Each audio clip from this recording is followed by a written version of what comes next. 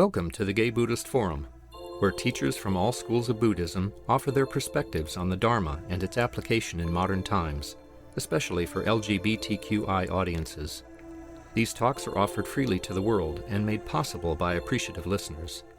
If you would like to support our efforts to share the Dharma with underserved audiences, please visit gaybuddhist.org. There you can donate, find a list of upcoming speakers, or enjoy many hundreds of these recorded talks dating back to 1996.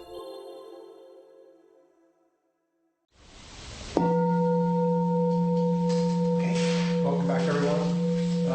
It's our custom to go around the room and say our names. But first, let's just hear from anyone that's new or returning from a long absence. Hi, Jamie, welcome. I'm Jeff. Jeff, welcome.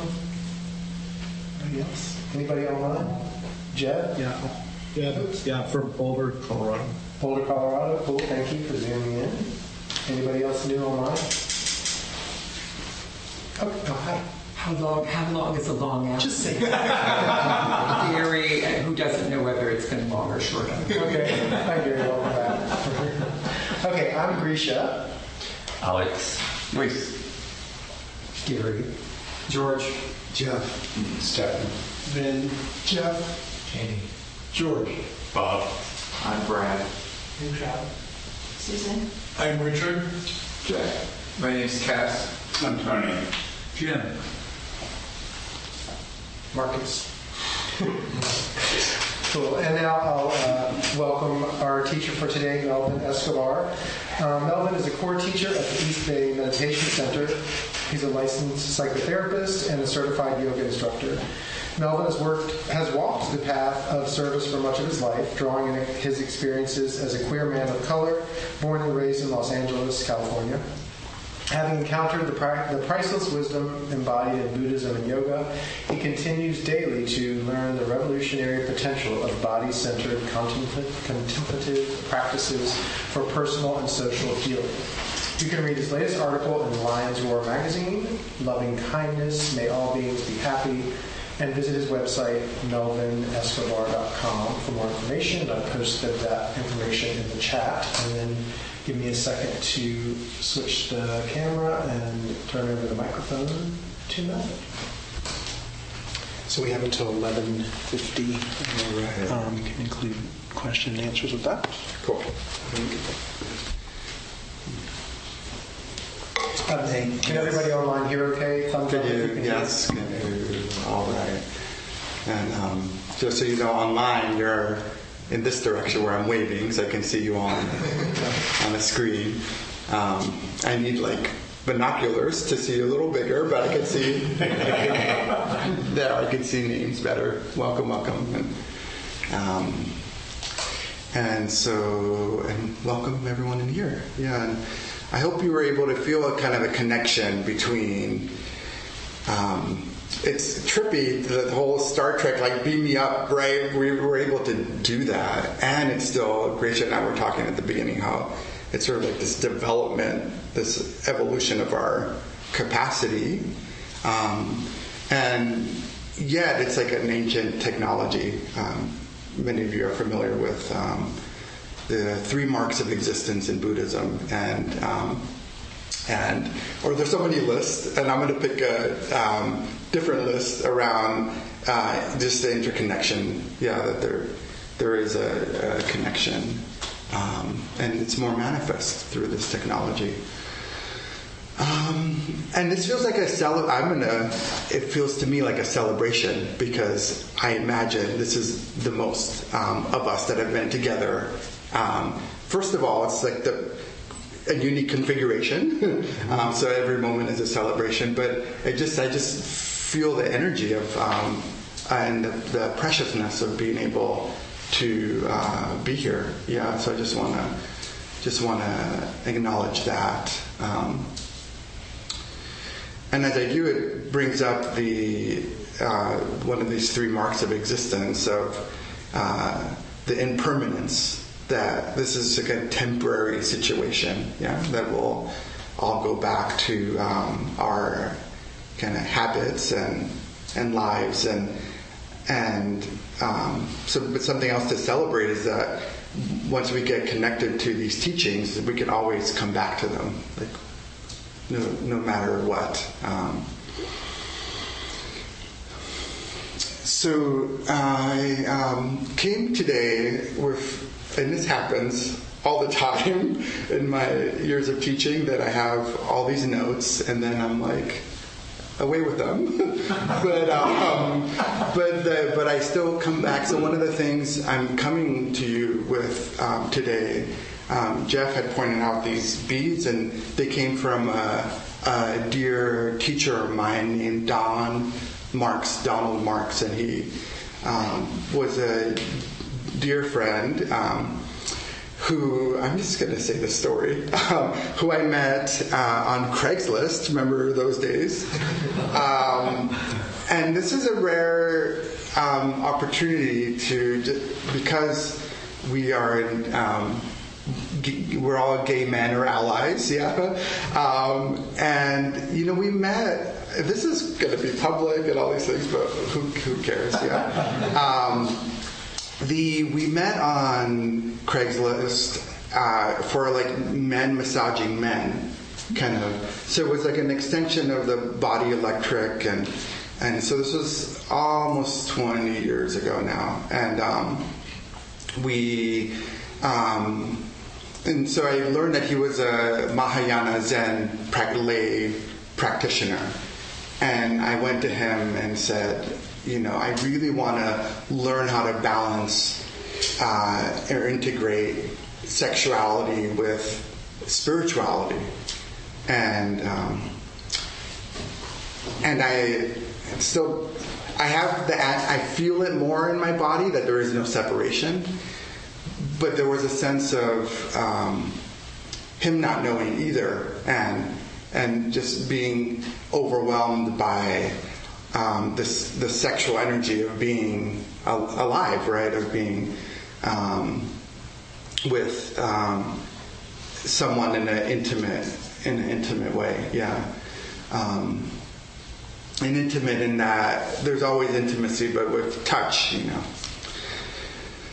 And so as I started the meditation, I've been inviting that every time I teach. It's like to sense into the body, like the physical, like this vessel, the only way we experience spirituality in whatever way we can put words to it, right? And so, and this connects like to the theme. Was Jeff asked me to talk about Buddhism, spiritual practices, and the word I knew the word was not going to come out. Authenticity, yeah. And that word connected me to a Zen teaching around like what's your original face? It's a koan, yeah. And koan is like a technique that is used. It's sort of like a riddle or like a imponderable, or you can ponder it, but there isn't really an answer. And it usually, when you have an answer, it points to the duality stuff, like it's either this or that, and how we want a simple answer when these things are complicated, yeah. And, so when I think of original face, there's another koan that's related to that, and today's like Mother's Day, yeah. Here in the U.S. and other places, and the other koan is like, what was the original face, your original face before your parents were born? So I'm just going to pause there and just see so original face, just notice whatever arises, so physical sensation, thought, feeling, just 30 seconds. Any of those words that go on there.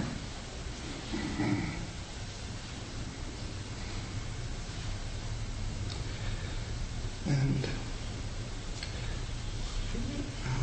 if there's like popcorn, just a couple words, if people want to just say whatever came up, no right or wrong. I was a Buddha. I was a Buddha. No face. Could you say that again, Jeff? No face. No face. Faceless. Listening. Listening. Light. Light. Intensity. Intensity. Blissful. Blissful. So let's just stay with that for a moment. If there's other words that want to come up, but those are beautiful words, and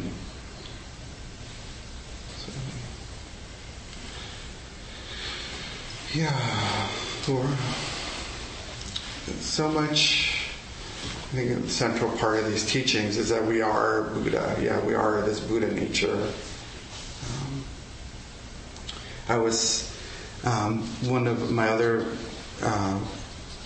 living mentors is a gentleman named Mitch Hall, and he's in his early 80s, and he sent me I haven't talked to him in a while, and he emailed me a list of Zen precepts from Vermont. That's where he grew up, and he talked about they talk about this monastery there, the Three Gems, which is Buddha, Dharma, Sangha, and then this was the first time I read these interpretations of the three jewels. So the Buddha, the oneness of life; Dharma, the diversity of life; and Sangha, where oneness and diversity come together in harmony. And harmony is an interesting thing. It's how many folks were felt annoyed with all the sounds that were going on during the meditation. Oh, wow. Okay. There's this one. I heard the sound. I think there was a delivery person, and I had this aversion of like, why are people working on Sunday? And then there was an opportunity to practice loving kindness toward that person and the person receiving the package, and so the harmony and the disharmony, that actually hearing sounds. And the aversion, because I've been practicing a while, and some of you have been practicing more than I have apparently, because you didn't feel interrupted by it. But the sense of this is, as someone mentioned earlier, a mindfulness bell, an opportunity to touch into the fullness of what's happening, the authentic, yeah. Yeah, and the term authentic is always something I have aversion toward as well, the pushing away, because it felt like I, as a gay person and queer person, that I would never be authentic, that there was something that I would never fit into. Yeah, and this sense of being born wrong, and I've noticed that through the practice that's helped me create space for those feelings, yeah, and for the ways that I might feel like I don't fit in.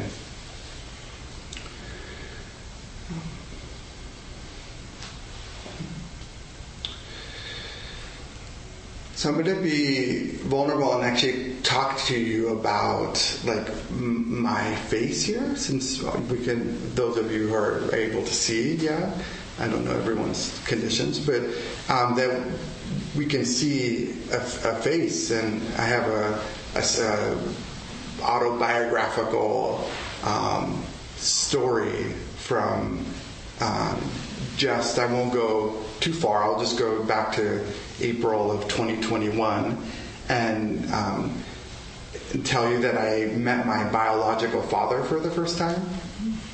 And if you're wondering what he looks like, I'm like a carbon copy.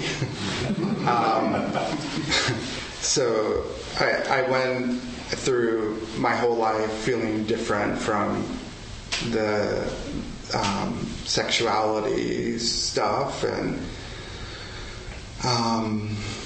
and being a boy who has feelings and wants to have feelings. and then not looking like anyone for my family. And my family, the family I grew up with, so it's my maternal side is from El Salvador, from Central America. And this father of mine, I had always seen his name on my birth certificate, but he left, like many men have done in history. But he was born in Iran. And so his people are Assyrian. So it's Assyrian. And there's this ancient culture in northern Iran, Iraq, Syria, eastern Turkey, some Mesopotamia, that whole area. So this, and I say that to say, in that when I think of original face, I can't help to think of the kind of pottery, the clay of like how we're each like molded, by the ancestors. And there's so many definitions of ancestors. I know for many U.S.-born Americans, there's a kind of complicated history with recent ancestors. Yet that is a kind of the phenotype, the like physical aspect of it.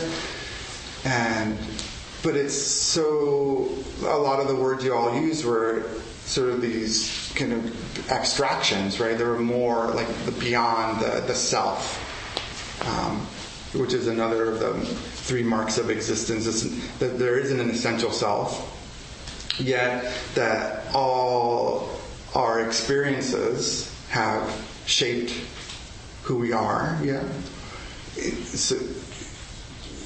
So in this life, and yet I looked like my dad, and I ended up meeting other family members.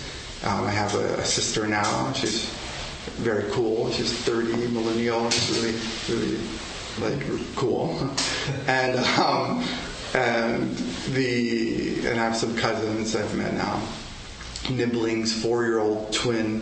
That's a gender-neutral term for nephew and niece. And to see this sort of like face of these moldings that have come through time, and totally blew my mind emoji thing, where I had this perception of who I am, what I look like, what my real authentic self is. And that really got me to really think about like how conditioned and limited it is, the way I see myself, but then also to think about how the way people see me also shapes my face.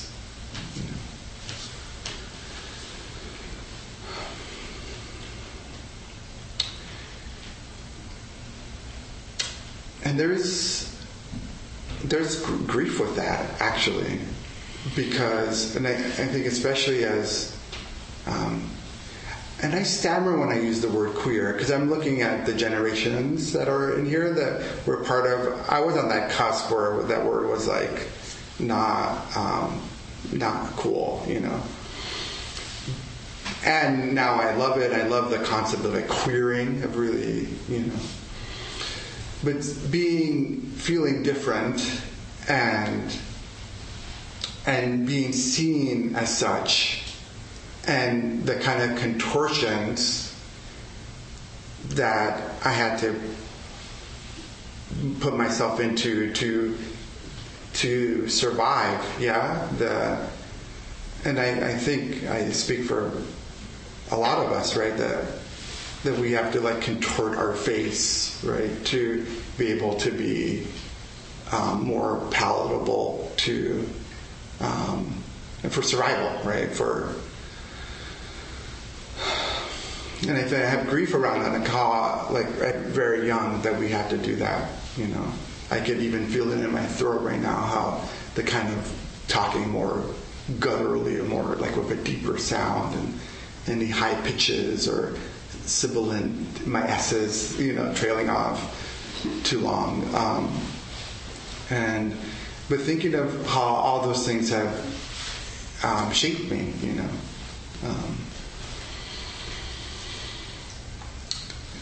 And the thing I love about practice, and so whatever that means to you, to me right now, I want to soak it in that it means relationality, like that each of you are, I feel like the attention and the, and I'll just speak for myself, like the longing for being seen, and how that sense of being seen it's accent of like the vitriolic like judgment that we've been trained to have toward who we perceive or what we perceive as other,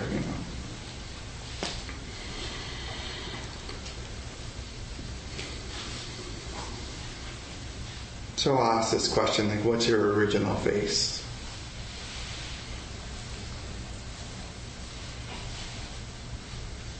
And just noticing what happens. The juicier parts for me is when those wounds come up, and if I'm able to notice the wound trauma, the shame, or whatever, that I can embrace it and see it as another form of like impermanence and no self, and number one, the mark of existence out of the three is the unsatisfactoriness, the dukkha. The Leonard Cohen had a poem line that said, "Any way you turn, it's going to hurt." The sense of like that. No matter what contortions and gymnastics, especially mental gymnastics, that if I can be with the pain, especially like something like trauma, and what makes something, in my opinion, traumatic is when we feel alone, right? That it's like only happened to me, and that it's my fault, and that the sense of this is all of who I am. Like there isn't, that I'm like damaged because of it.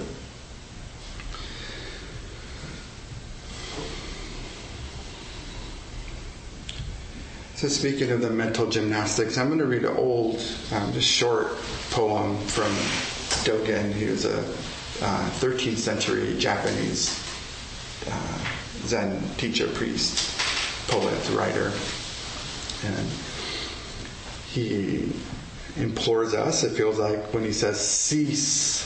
So cease practice based on intellectual understanding, pursuing words and following after speech. Learn the backward step that turns your light inward to illuminate within. Body and mind of themselves will drop away, and your original face will be manifest.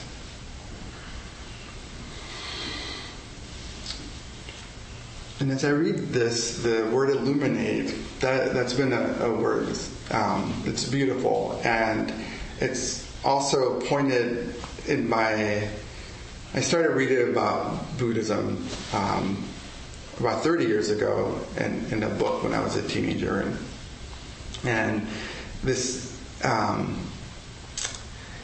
in my opinion, like an obsession with enlightenment, sort of like.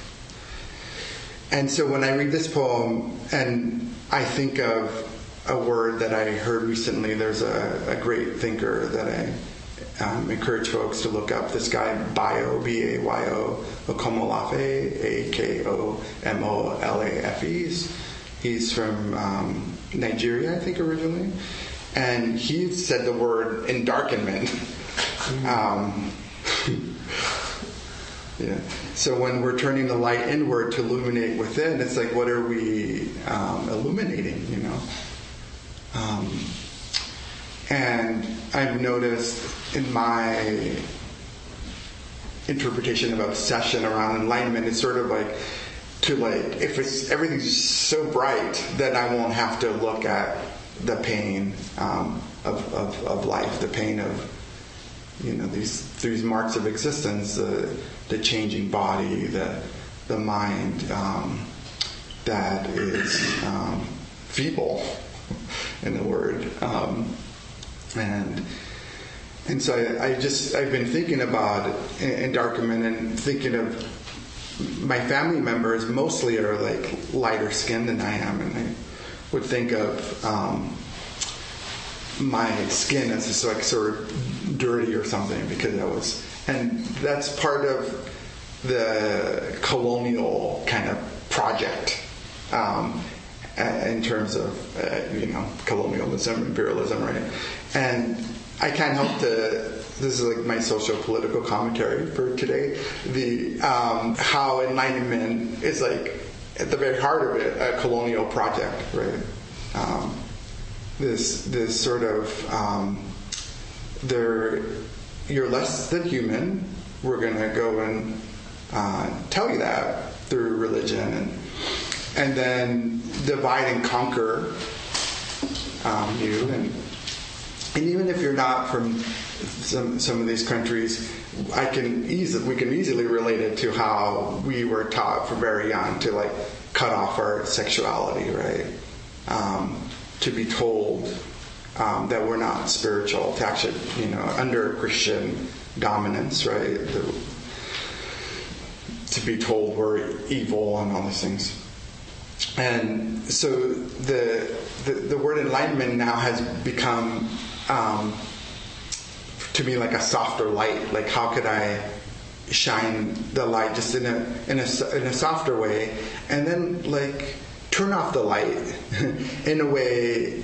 In Buddhism, there's wholesome, but in ways that really, with like a really strong, like I feel it in my gut, and like ethical obligation to myself to like reduce harm, for like to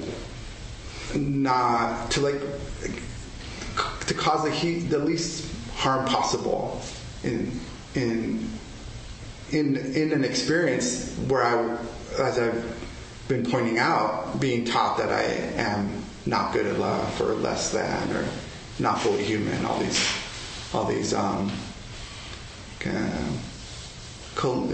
part of, in one way to say, I mean, these are all the isms, right? The colonial project, or the racism, sexism, all the isms, and how to have like a soft light in my body, and as in this moment, I'm even scanning my body and feeling it in the soles of my feet, and to really balance out and to make space for like all the amazing things that happen in darkness,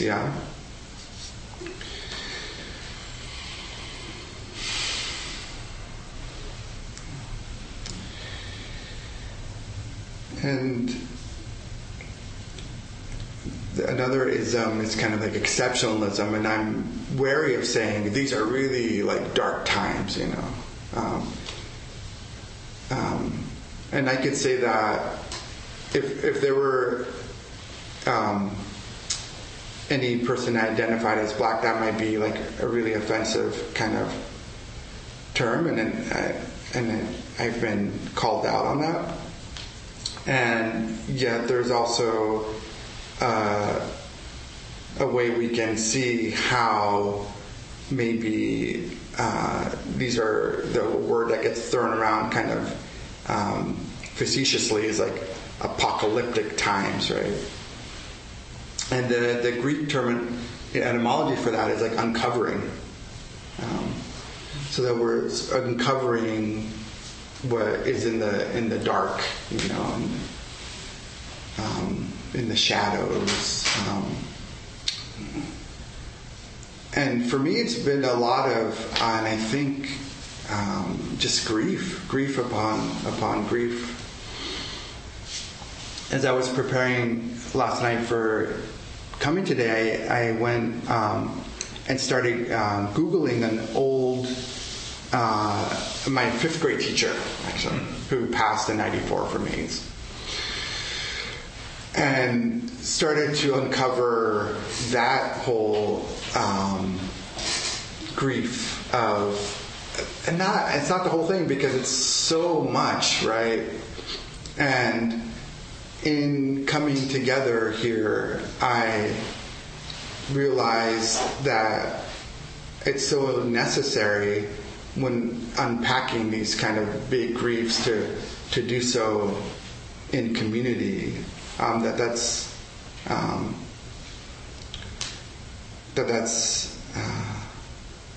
how it's been done for a long time amongst humans, and that it feels taboo to even say the word grief, but that's become a part of like this original face of like the losses, and how grief is I'm like grateful that I recognize that it is a process of dealing with loss, or loss is kind of like dualistic, like it's either, but birth and death are always happening, but that the coping with loss, like actually practicing in every moment with the changes that are happening. Because if I don't, one of the things I end up doing is looking for permanence in things, in lovers, and in experiences, and in my routines, and it actually helps me to slow down and like really feel love, right? This grief has become a mindfulness bell of like, oh wow, I'm still loving, And this capital L love is, the Greeks have like 8 different words for love. Metta is kind of a word for love. It is translated like that. But metta, M-E-T-T-A, one of my favorite translations is like universal goodwill, or agape, or Greek. And then the lowercase l, and there's no right or wrong in the practice, right? It's all part of the practice. But that feels like the more like attached sort of, if you're just this way, or if I'm just this way, then when I'm easy to love or whatever, that I've really committed to doing the capital L love, and people annoy the heck out of me, and or there's a lot of suffering in a person that's coming up to me and asking for stuff, money, and weed was the most recent, and how can I be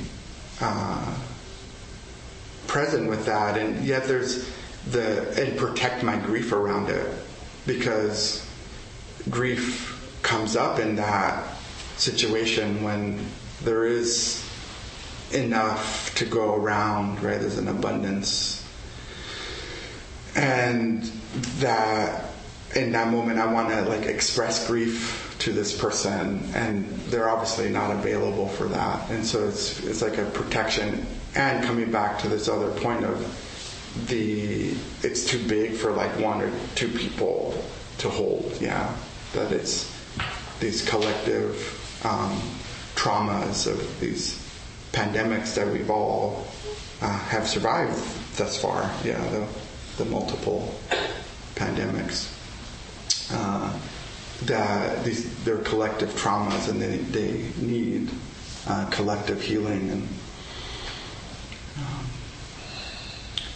And as a therapist, I see mainly people one-on-one. So this is something I keep on, and it's part of my training as a social worker to see the systemic issues.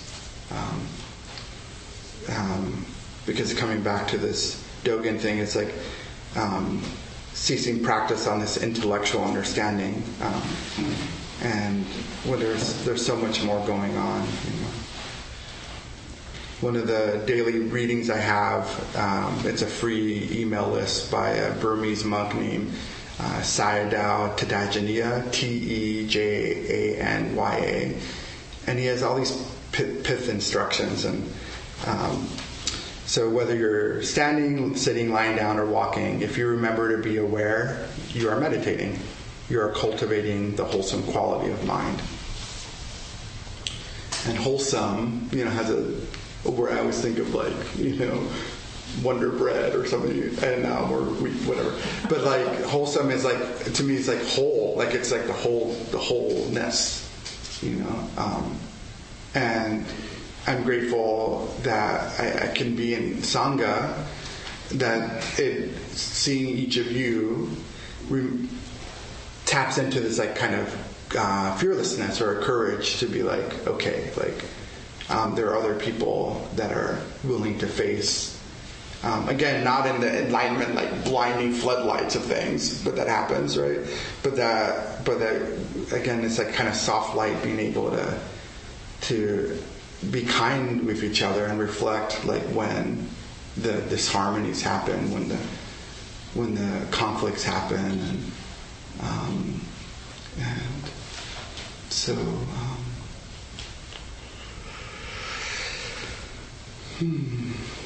So I'm just going to end with just one more, the part 2 of the one I just read. So this daily email, it was 2 parts, and then I'll turn it over to opening. Oh no, I would be remiss if every time I've been here I've done a Joni Mitchell quote. So that's how I'll end. So Shadows and Light album, title track. Every picture has its shadows, and it has some source of light. Blindness in sight. So yeah, that's what I'll do this with.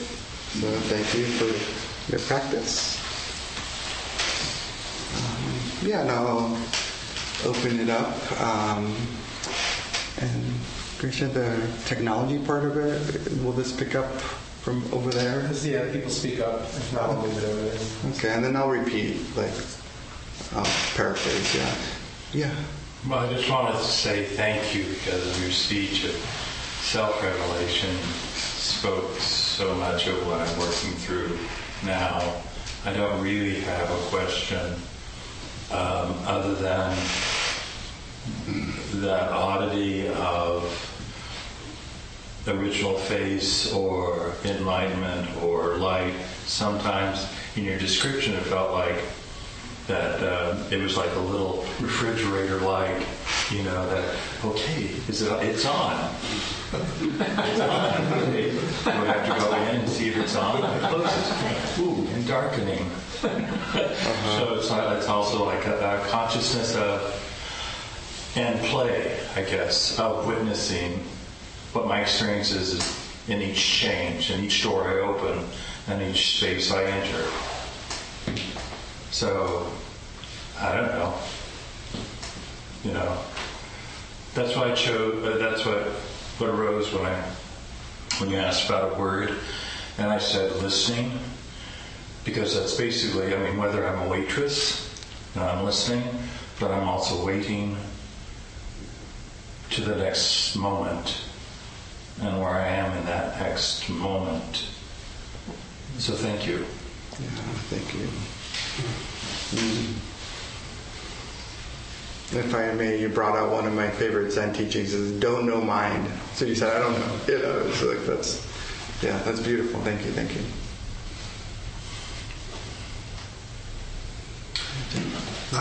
Thank you for a wonderful talk. I really felt your heart. And I too met my biological maternal side a year ago, and it's amazing to see sort of another,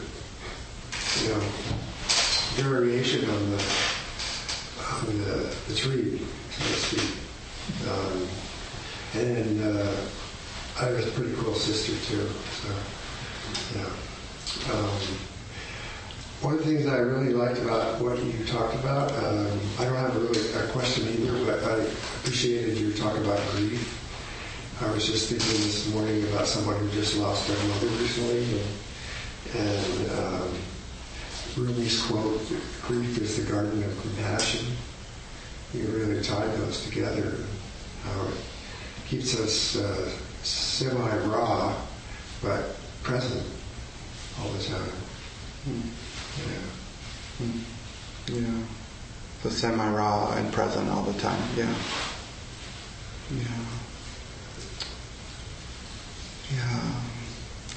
I could have gone into a whole talk about mothers. That would have been a thing. And one of the things I grieve is like the not being fully seen, like still wanting that. And how do I kind of do that for myself, quote unquote, but also nurture that within communities, and how do we reparent ourselves? This question, the koan again of like, what was your original, the face of your parents, and then that just helped me kind of expand like how much gets projected onto them, and this compassion for their suffering.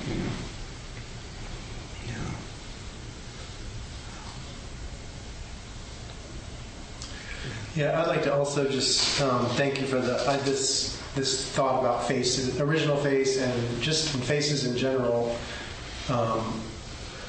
I'm thinking about, especially what you said about when you meet someone on the street who's really suffering, like they're unhoused, they're maybe on drugs, having a psychotic episode, and like my heart inside is so hurt for them, and gosh, how I wish I could help them, but then my face says, do not engage because it's maybe quote dangerous or something, and the grief in that like this world is so parts of this world are so trash. We have billion zillion billionaires, and then we have people living like that.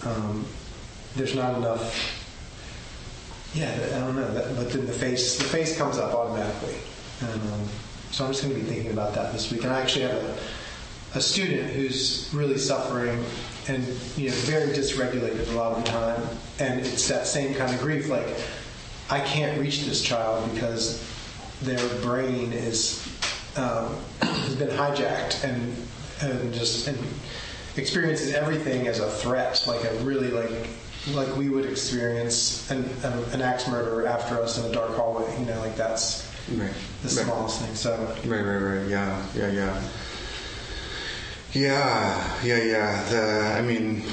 I think that's where it comes back to this kind of collective grief, to just grieve, for so many things, right? That,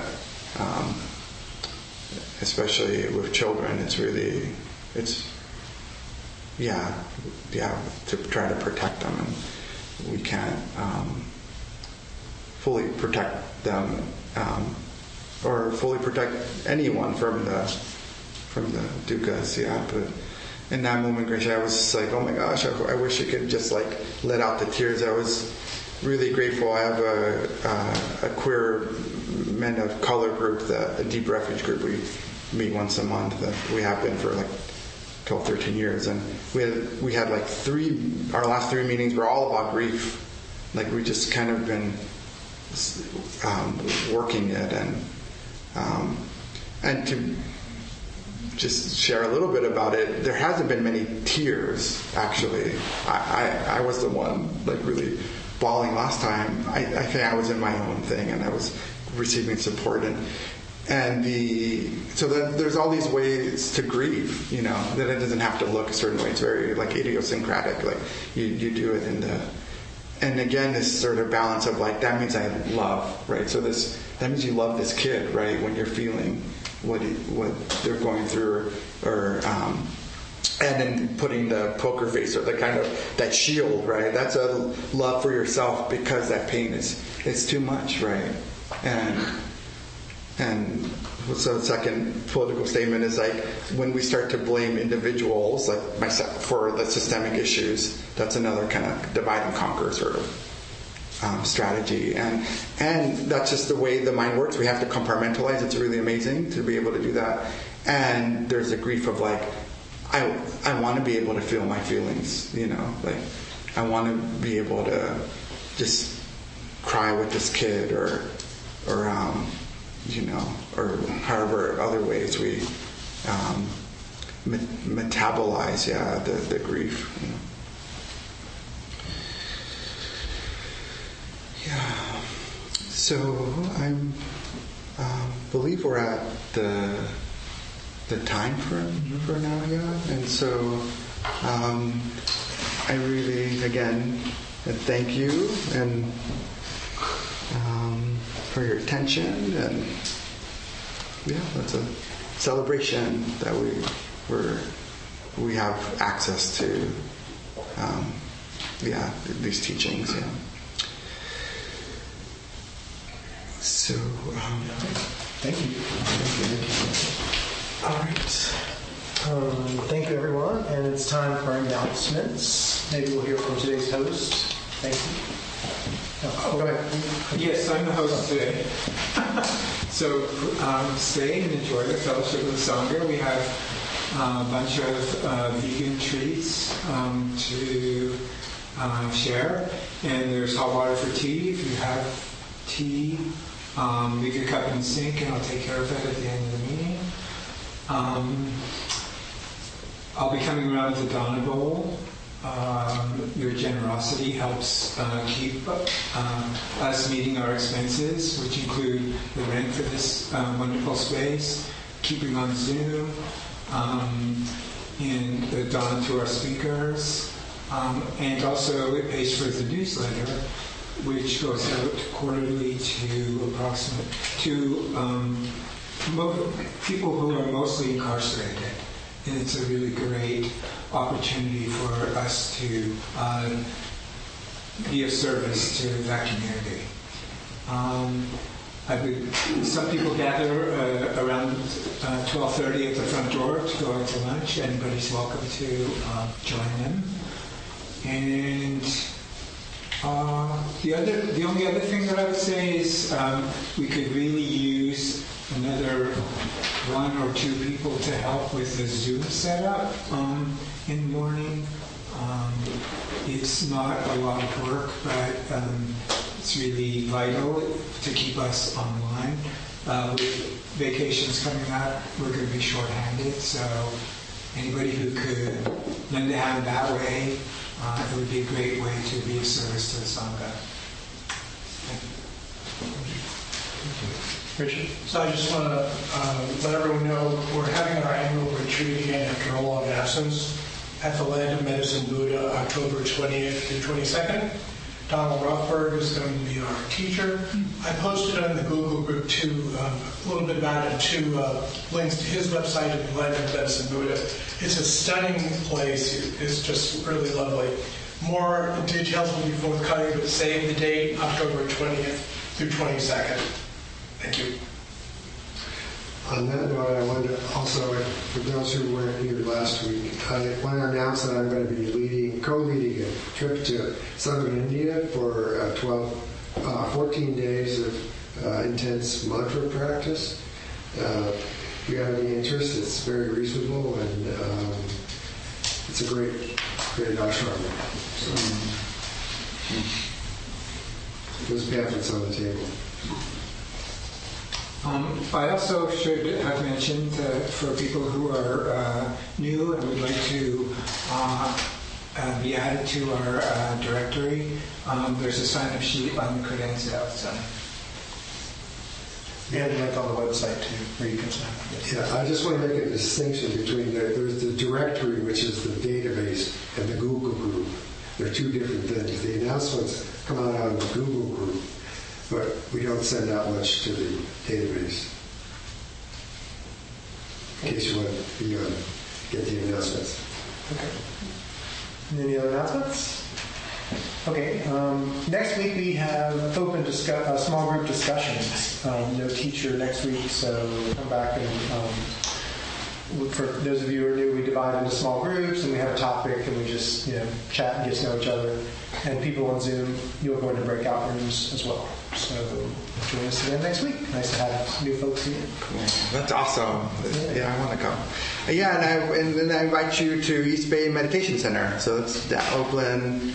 Next month we're going to start to reopen in person. Tuesday nights we have our alphabet Sangha. So LGBTQIQSGL plus.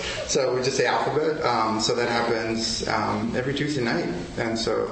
And there's people of color night on Thursday and other classes and offerings. Yep. Cool. All right, we'll gather for merit. Do you have dedication to merit, or would you like us to use our? I love your alls. Okay. Yeah. All right. Gather around.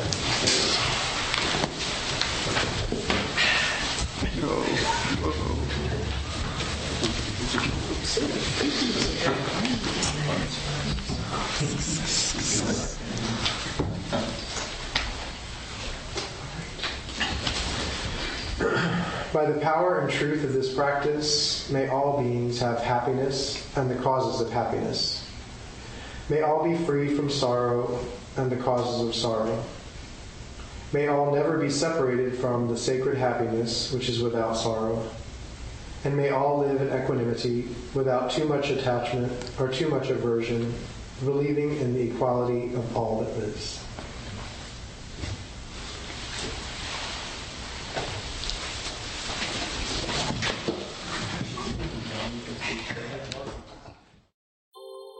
Thank you for listening to the Gay Buddhist Forum. If you would like to hear several new talks per month and be notified of upcoming speakers so you can participate live, please subscribe to this podcast, like us on Facebook, and join our mailing list by visiting gaybuddhist.org.